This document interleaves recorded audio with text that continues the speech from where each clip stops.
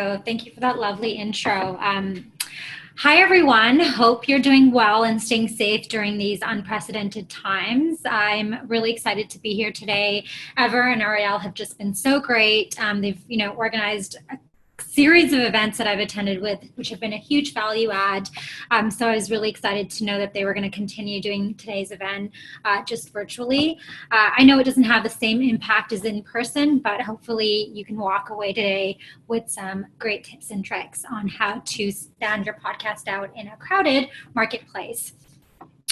So what I'm going to do next is I'm actually going to share my screen. So I'm going to stop my video just to enhance audio quality, and I'm going to share my screen. And then when I'm done with my slides, I'm going to come back on so we can have more of an organic conversation and I can answer any questions that you might have.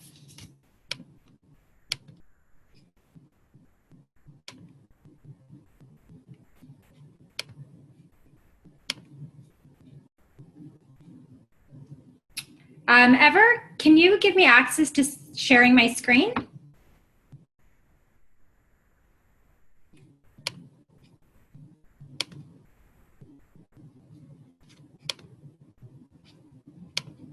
There you go.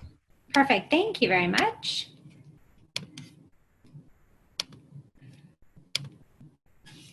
So I think one of the biggest questions that I often get asked at Quill is, is the podcasting community saturated? And, how in such a saturated community can we help our show stand out? So actually in today's session, I think I'm here really to debunk that myth and theory that there's too many podcasts that are out there. And then we'll get into some tactics that you can implement and how to market your show to make sure that you can stand out from the crowd. For those of you who don't know, I'm Fatima Zaidi, the co-founder and CEO of Quill, which is the world's first marketplace for podcasters. So if you are an indie podcaster or a company looking to start a show, we are your one-stop shop. We also offer 30-minute consultations where we learn about your podcasting needs and then match you up with a perfect solution, whether that be a freelancer, whether that be a vendor, equipment, whatever it is that you need. I'm also the owner of the Listen In Conference, the enterprise podcasting event that happens in LA. It was supposed to be June 25th with co-creator and host of Serial, Sarah Koenig. However, thanks to COVID, we've pushed it to October 5th. So a couple weeks before Podcast Movement. Fingers crossed that it still happens. Don't really know what the situation's like out in LA, but really hoping that we can make it happen this year. And hope to see many of your faces down there when we do actually have the event. So we are currently at 1 million podcasts, which is a huge milestone in our industry. It's also crazy to think that 100,000 to 150,000 of those podcasts have been added in the last 60 days. So I think the silver lining of this entire pandemic is, I think we can all agree, it's been great for our industry.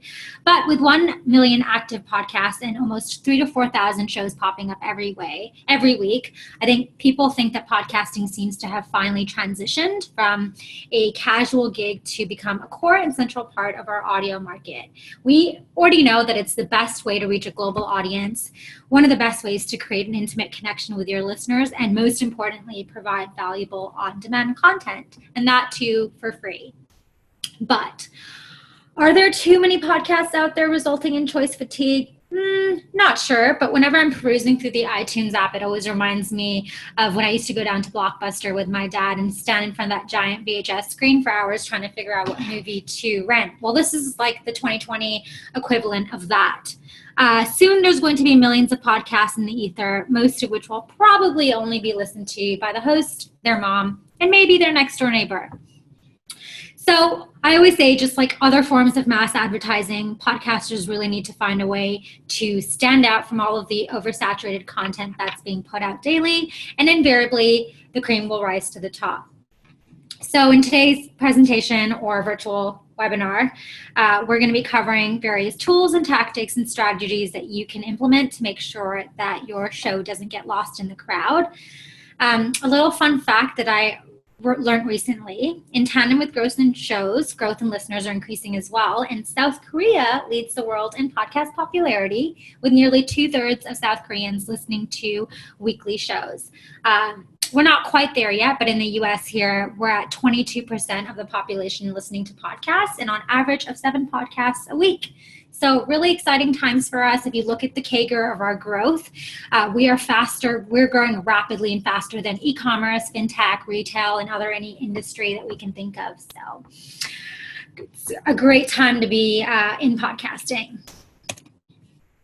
So I guess this is the basics. And I think, really, I don't really have to cover this with you because most of the people who are attending this festival already either have a podcast or are aspiring podcasters. So you see the benefits of creating one. But I just wanted to cover very high level why I think podcasts are the way to go. I mean, we know that it's one of the best ways to build brand awareness and talk to either potential customers or listeners and audiences in an organic way that informs them yet speaks to their interests. I find that podcasts probably won't be your broadest reach tactic, but they're really a great additive to your marketing mix if you are trying to build your personal brand or your company brand. Brands and people are now creating their own shows, not to force ads onto potential consumers, but to produce valuable content for their audience. And by doing so, you're getting into the ears of exactly the kind of people that you're trying to reach. I think it's also really interesting that people who are listening to podcasts are traditionally doing so at times that are not available to other advertisers. 94% of the time when we're listening to a show, we're multitasking. And because of this, brands and people and influencers are reaching people during times that are difficult to reach otherwise, whether they're running errands, doing household chores, exercising. And surprisingly, people are still absorbing the content.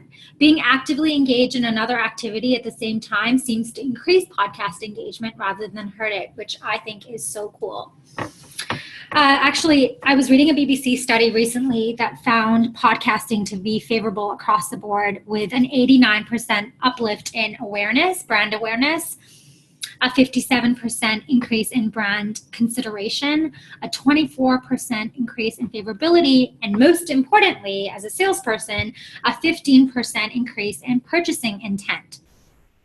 And the study focused on individuals who self-identified as ad avoiders. So what we can already learn is that podcasts are very helpful in engaging audiences that are hard to reach. I think that sort of really covers why I think everybody should be starting a podcast. And back in the 90s, just like your company had a phone number and then a website and then social media, I think in the next 5 to 10 years, everybody's either going to have a podcast or be advertising on one. So if you are in the space today, you're first to market.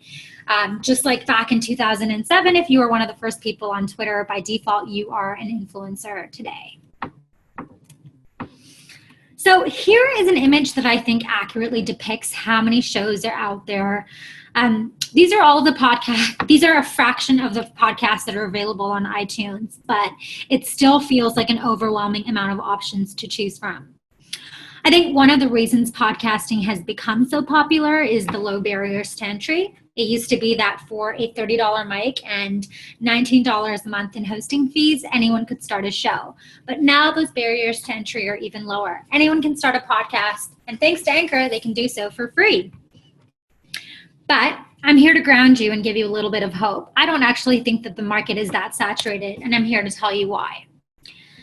These days, we know anyone with a device to produce and an internet connection can become a content creator that has the potential of reaching a global audience. We know that the 3 most popular delivery mechanisms today are blogs, videos, and podcasts. So let's take a look at the numbers. There are over 1.5 billion websites.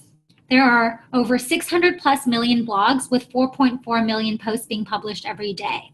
People Google how to start a blog 121,000 times per month worldwide. There are 31 million YouTube channels and about 500 hours of video is being uploaded every minute. And now we look at the podcasting numbers. There's 1 million podcasts out there. And if we break it down even further, only 18% of those podcasts are active. So really, you're only competing with a few 100,000 podcasts. That doesn't sound like a lot at all. And the next time somebody tells you that the market is saturated, you can point them to these numbers. Compared to other modes of content, we are far from saturated. We are just beginning and touching the tip of the iceberg. Okay, so now let's get into some tactics that I think everybody should be exploring. I mean, if you haven't started a show yet, most of you probably have, but if you haven't, now is the biggest opportunity for you to make a difference. The first thing that you should do before moving forward is obviously research show ideas. And as you can see, if you peruse through iTunes, practically no topic is too niche for the podcasting community, but you want to make sure it's a topic that has a clear and strong fandom or community. Are you approaching your show from the same angle as somebody else? These are people that you're going to be competing directly with for listeners. Conversely, if there are no podcasts around your idea, you may want to consider why. Is it because no one has thought of the idea, or because there isn't a natural audience for the content? More likely than not, you're not going to be the first to market with an idea. But I always say your podcast should fall under one of three categories. You should either be the first, the best, or different. And if you're in one of those three buckets, then you're golden. Your content also does not have to appeal to everyone. Your show should be targeted and focused solely on those with whom you created the podcast for in the first place. And it's always better to be something to someone rather than nothing to everyone. And you don't necessarily need to create content from scratch. If you're already creating really great shows or content on YouTube or Facebook or other forms of content, feel free to repurpose it and to expand the reach of your show. TED Talks does this with TED Talks Daily, making some of their lectures available as podcast episodes. And so, always look at maybe repurposing some of your existing content rather than recreating everything from scratch. And most of us know the importance of cover art, but, I think it's important to remember that while your content should be unique, your cover art really matters too. It needs to stand out amongst all of the shows that people are comparing it to when they're searching for a relevant topic. Your podcast needs to catch their eye. And if you do want to start a podcast, for example, on real estate investing, I included some examples here on the right. Lots of middle-aged white men with promises of cash flow, but the one that really caught my eye is Fearless Flipping. Haven't actually listened to the show, but I love the cover art. So if I was going to start one, that's the one that I would go for. And contrary to what people think, please do not drop thousands of dollars on your cover art. There are podcast experts that you can hire off platforms like Quill that could create a really great logo or cover art for you for $50. And it really helps elevate your brand value. One simple thing that you can also do if you haven't already is publish a 50-second or their 30 to 50 second trailer for your show. It's an opportunity to create a really great impression for potential new listeners. Apple Podcasts prominently pins trailers to the top of your podcast feed if you have one. It'll always show up first. This is a really great way to capture new audiences. And if we really think about the privileged placement and consider the number of people that are going to listen to your trailer to help decide whether they wanted to subscribe to your show. We know people are extremely busy, and we want to make it as easy as possible for them to get a feel for what they can take away from your podcast. It's also really great for your marketing efforts because rather than asking someone to go to your website or subscribe to your show, you're giving them a very low risk, low time investment when recommending that they listen to the trailer of your show. Now, the last thing that I want to mention on this slide is don't put so much pressure on yourself or your team that this is your one chance to launch something and you have to hit X amount of downloads in the first few months, even if you haven't done it before. You want to make sure that you're not overvaluing the short term when you should be focusing on long-term goals. It could be episode 72 that turns the tide. You don't have to worry about Nielsen ratings that other advertisers do, and you have complete control of your content and distribution. So after 45 days, if you have 130 downloads, you're still doing better than 50% of the podcast episodes out there. And fortunately, we're not a radio network where if it doesn't go well in the first few weeks, you get fired or your show gets canceled.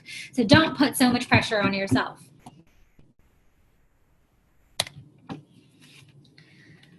As a brand, whether that's your company brand or your personal brand, you are uniquely situated in the market to be considered an expert at something. So make sure you use that to your advantage and make sure your podcast matches your brand's purpose.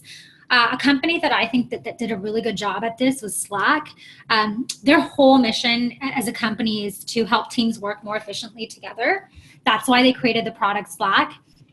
And similarly, there are two podcasts that they have. The first is Slack Variety Pack, and the other one is Work in Progress.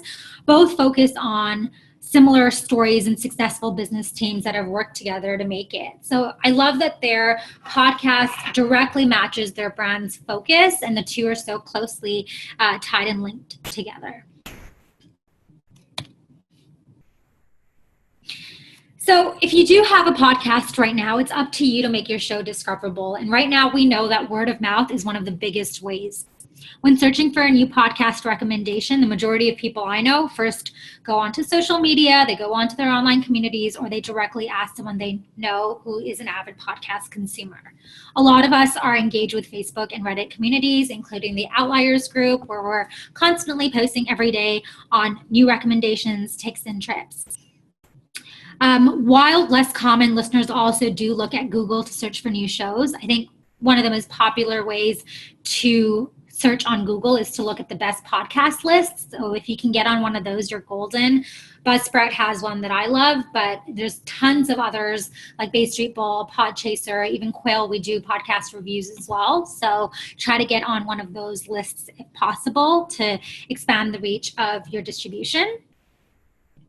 Google actually back in May also announced that they're going to be indexing podcasts soon. So eventually Google will start indexing show titles, episode titles, show notes, and audio. They've actually already started showing podcasts in search results. So you can click play directly from the search results and listen on Google Podcasts, which I think is really cool. Apple Podcasts and Spotify are also search engines, just not as smart as Google. These two base most of their discoverability on show titles, so you want to make sure that you're optimizing for this. Show titles matter a lot right now when it comes to discoverability, and if you want to rank for keywords. I always say don't get too fancy. You want to make sure that your titles are resonating with listeners, but try to find certain keywords that you want to rank for and then naturally work them into your content. There are other things that you can also do to optimize promotion of your podcast before spending a ton of money on an expensive ad agency. The first thing I always recommend is to create an ideal listener profile and then measure it against your podcast, your website, and your social media analytics. This gives you a really good idea of who your audience is and how best you can target them. The other thing I would also recommend is finding podcast directories to post your show on outside of just Apple Podcasts, Spotify, and Google. Many people use a particular site app exclusively. We're very loyal to our whatever devices or apps that we use, so you really want to maximize your distribution. My background is in PR. I used to run a PR agency, and so I've found that sometimes gaining recognition through PR efforts can be very impactful, whether that be partnering with relevant event series, writing guest articles, interviewing notable guests and asking them to share the episode on their social handles, and participating in discussions that are relevant to your content and linked to your podcast social. And the last thing that I think that's worked really well for a lot of our clients is renting RSS feeds from other similar podcasts. The goal here is always to find podcasts that have very similar content to yours that'll resonate with your listeners. It can be sometimes costly depending on the show, but I find it's often worth it to reach a very dedicated listener base.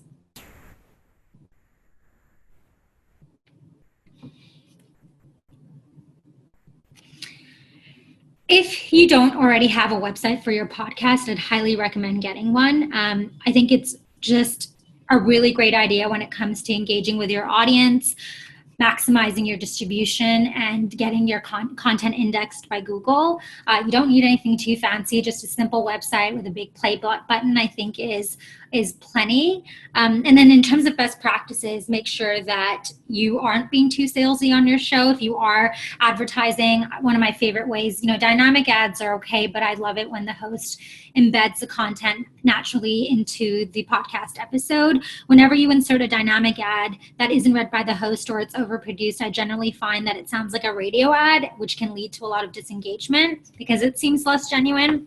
A company that I think has done a really good job at creating very tasteful ads is McAfee with their podcast Hackable. So if you are looking for a recommendation on a show that I think has done it really well, you should check their show out.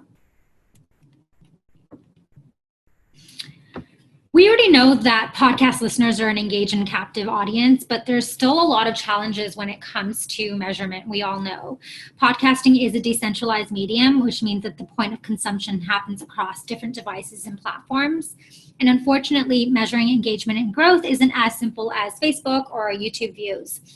When podcasting, the main metric that we usually talk about is downloads, and what constitutes as a download can be very different depending on what app you're using.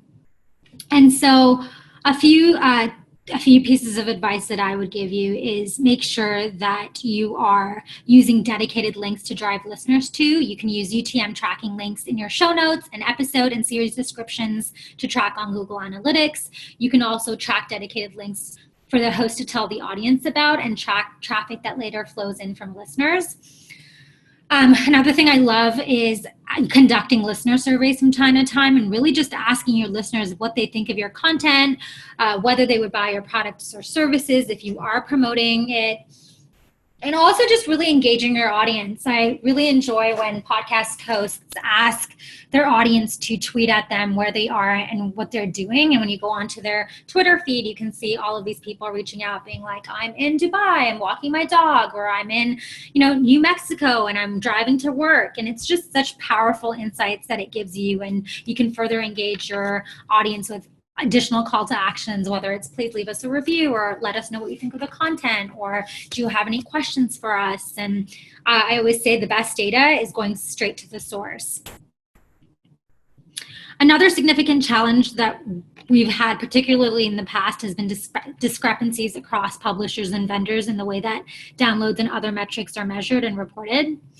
IAB has actually emerged at the forefront of the push to standardization within the industry, and the good news is that more and more hosting providers like Libsyn and Simplecast have started following these, providing for consistency across the board and accuracy when it comes to sponsors and other interested parties, which is great.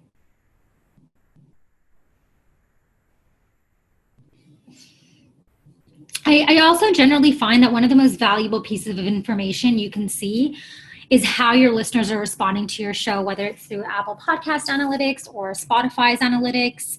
And generally, I think they give you a pretty good idea of what, how people are responding to your content and what they enjoy and where they skip and where they stop listening.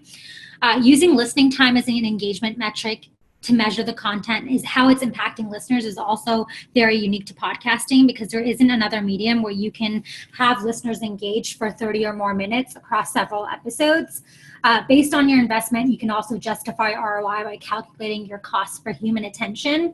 In fact, according to a 2019 study done by Edison, 93% of people who start a podcast listen to most or all of the episode. And if you compare that with video, a study found that any videos that are 30 or more minutes or longer only have a 14% completion rate.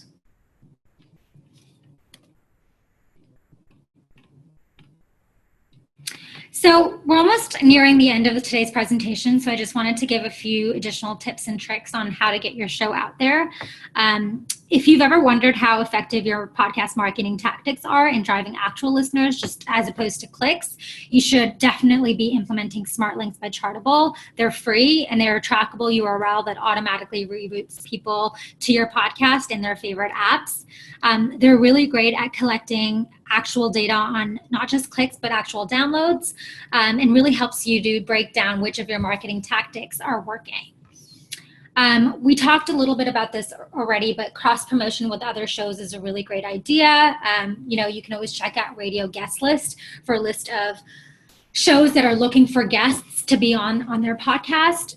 Cross promoting and content swaps are a really great way of building your SEO. And then when it comes to marketing tactics, think of multimedia tactics as well. So like live streaming with guests via Facebook.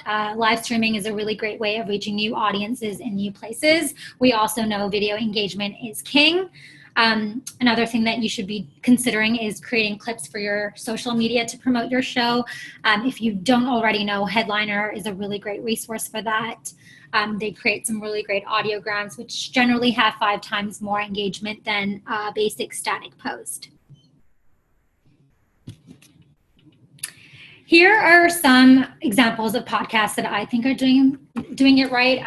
I apologize that they're all branded podcasts right now, just because lately I've been listening to a lot of branded shows thanks to my upcoming conference.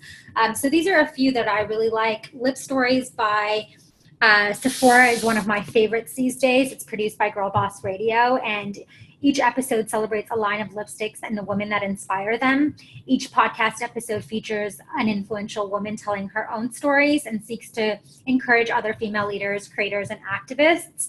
I think Sephora has done a really great job of taking a very recognizable product to communicate a very important and empowering message through uplifting stories. So highly recommend listening to that.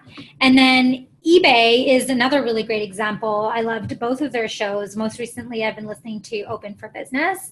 And generally, I find a lot of podcasts focus on the success stories of companies that have made it, but really very few are focusing on business failures.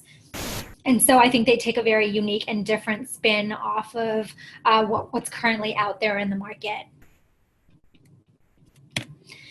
And I just want to end today's presentation with what I believe or feel is the most important point to this topic. Now that podcasts are becoming increasingly popular, I think there is a new thirst for greater audio content and an audience clearly that's keen to hear more shows created and hosted by women, people of color, and the LGBTQ community. Podcast listeners are unfortunately still slightly skewed towards white males, but the demographics are starting to map out of the general population. But of course, diversity isn't just about audience composition.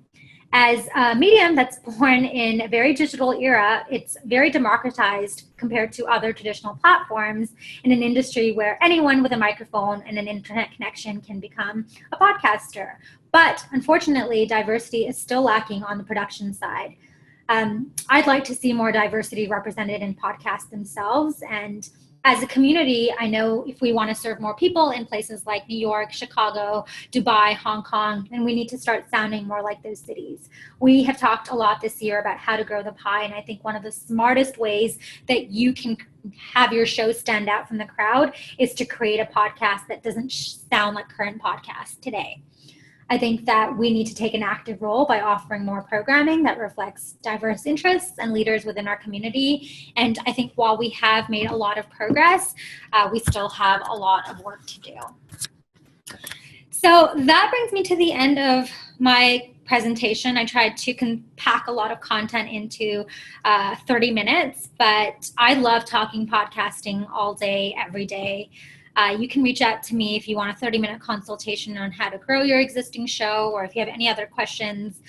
And then, of course, you can visit our URL at Quill. We have a blogs and resource page where we provide a lot of additional resources in case you're looking to get started. So I'm just going to stop sharing my screen and put my video back up. Boom. Well done. Thank you so much. Thank you. Thank you. We have a few questions, so let's get right to it in case we want to continue talking. First one, is the trailer meant to be for individual episodes or the show itself? Yeah, great question. So there's typically 3 types of trailers that I would recommend. The first is if you're launching a new show right off the bat. So you should have a show that's announcing that you are coming out with a new podcast.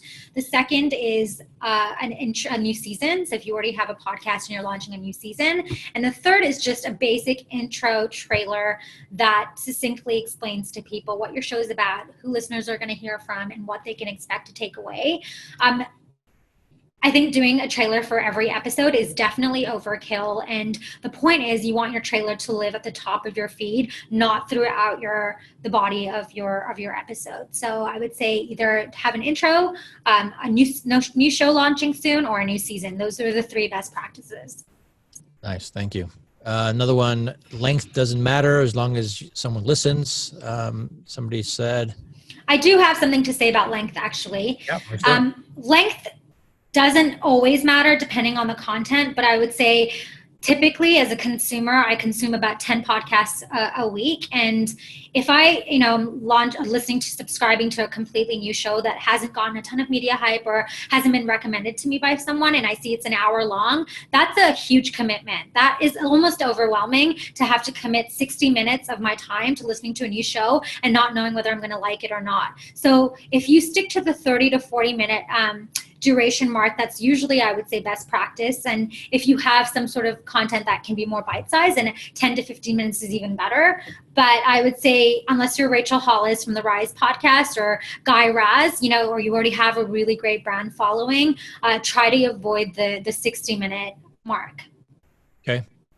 This is a question that I think a lot of people have, including me a while ago, just recently figured out what this meant. What does renting an RSS feed mean? Yes, I apologize for that. I am known to talk in a lot of industry jargon and assuming people know what that means. So when you, I'll really try to bring it back to the basics, but when you actually host your podcast, your hosting platform, whether that's Libsyn or Simplecast, it'll generate an RSS feed, which is essentially, I like to describe it as a URL that is very unique and specific to your podcast. And what it means to rent an RSS feed is you reach out to other podcasters and you ask if one of your episodes can live in the body of their show. So say I have a business podcast and I'm interviewing notable entrepreneurs and I'm doing pretty well and I really want to reach new audiences and new places, then I would probably reach out to somebody like, he's really fancy, so he probably wouldn't return my calls, but I love Reid Hoffman from Masters of Scale. And I'd probably reach out to Reid Hoffman and pay him or either strike an in-kind agreement or partner with them. And if he's a lot bigger, then pay him to have my RSS feed or my episode live in the feed of their podcast episode so that Reid's audience can tune into my episode. And not usually how it works is the host will announce that the next episode will be a different podcast episode that they want listeners to tune into. So they usually give a heads up to their audience. I find that renting RSS feeds can sometimes be costly if you're reaching the bigger shows, but often it's worth it if you're trying to reach a very dedicated listener base. And if the show is a similar size to yours, then you can always do a cross-promotion agreement. Nice. Another one, is there a ranking somewhere of the various platforms to listen to a podcast? Yeah, there should be tons of resources out there, tons of articles already that outline which distribution platforms get the most listens. I think it would be Spotify and Apple Podcasts, but there's so many others that I think you should be tapping into to really maximize distribution. They're asking what the top 5 in your opinion. I would say Google, Apple, Spotify, would be the top 3. Pandora is another one that I find a lot of people are pretty loyal to. I would say those are the top 4. I'm trying to think of I wouldn't want to give the wrong stats. Sure. Not my area of expertise at all, but I do think that we have a blog on our website about that too that you can check out. Okay. What was the name of the podcast show that had integrated reading sponsorships in a genuine way? Oh, that's McAfee, the company. It's their podcast called Hackable. So I really recommend, if you're looking to bring on advertisers or sponsors and you're trying to figure out how best to organically work in sales content so it doesn't sound like it's overproduced or salesy or too transactional, listen to their show. They've done a really good job. Perfect. A couple more. Is Smart Links safe? Do you have a giveaway login, RSS feed content to charitable? Yeah, it's very safe. They're very credible. We use them for all of our clients. It's very easy to set up and it's free. So do it. And it's free. And it's very, very important. Okay, so do you recommend breaking an episode into 2 if it's over an hour long?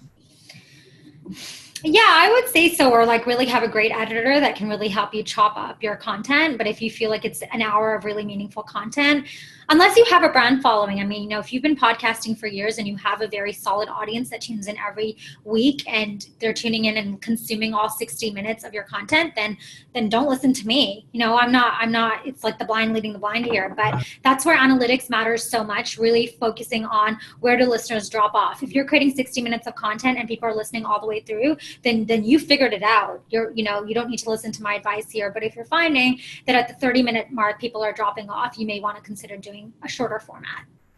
Nice. I think I saw some in the chat as well.